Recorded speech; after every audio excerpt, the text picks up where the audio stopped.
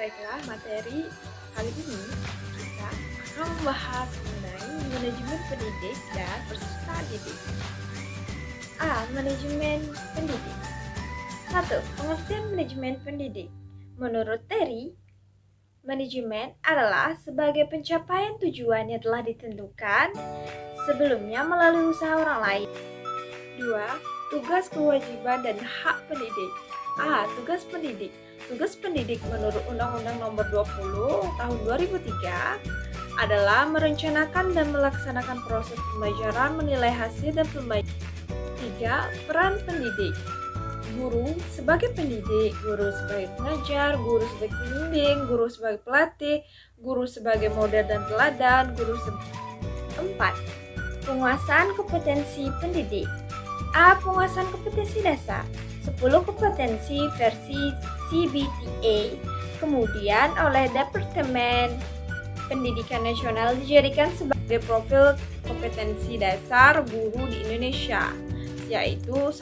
Menguasai bahan, 2. Mengelola program pembelajaran, 3. Mengelola kelas, 4. Menggunakan media atau sumber belajar, dan memahami prinsip-prinsip dan menafsirkan hasil-hasil penelitian pendidikan guna keperluan pengajar. 5. Rekrutmen dan seleksi guru dan staf. A. Kriteria dasar seleksi. 1. Rasional, 2. Ilmiah, 3. Objektif, dan 4.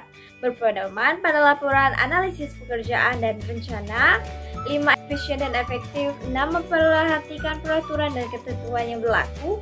7. Dilakukan secara objektif dan jujur. 8. Dilakukan secara profesional. B. Manajemen peserta didik. 1. Pengertian manajemen peserta didik. Peserta didik menurut ketentuan dalam Undang-Undang RI Nomor 2 Tahun 1989 tentang Sistem Pendidikan Nasional adalah anggota masyarakat yang berusaha mengembangkan potensi dirinya melalui proses pendidikan secara pada jalur, jenjang, dan jenis pendidikan tertentu. 2.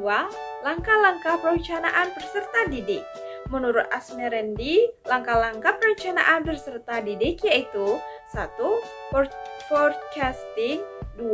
Objektif, 3. Polisi.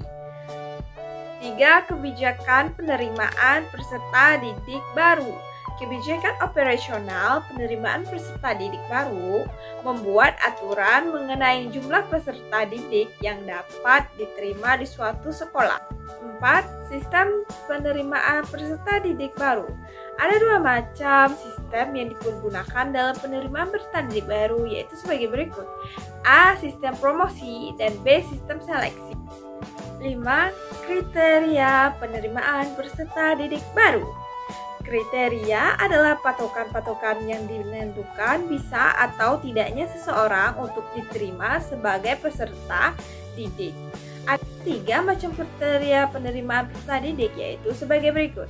A. Kriteria acuan patokan, B. Kriteria acuan normal, dan 3. Kriteria berdasarkan daya tampung sekolah. 6. Rekrutmen peserta didik. A. Pembentukan panitia penerimaan, B. Rapat penerimaan peserta didik baru, C. Pembuatan, pengiriman, dan pemasangan pengumuman, D. Pendaftaran peserta didik baru, E. 7. Orientasi peserta didik. Orientasi merupakan pengenalan situasi dan kondisi sekolah yang diberikan kepada peserta didik. Situasi dan kondisi tersebut meliputi lingkungan fisik dan lingkungan sosial sekolah. Materi mengenai manajemen pendidik dan peserta didik. Saya Dewi Puspita dengan dosen pengempu Dr. Muhammad Kristiawan MPD.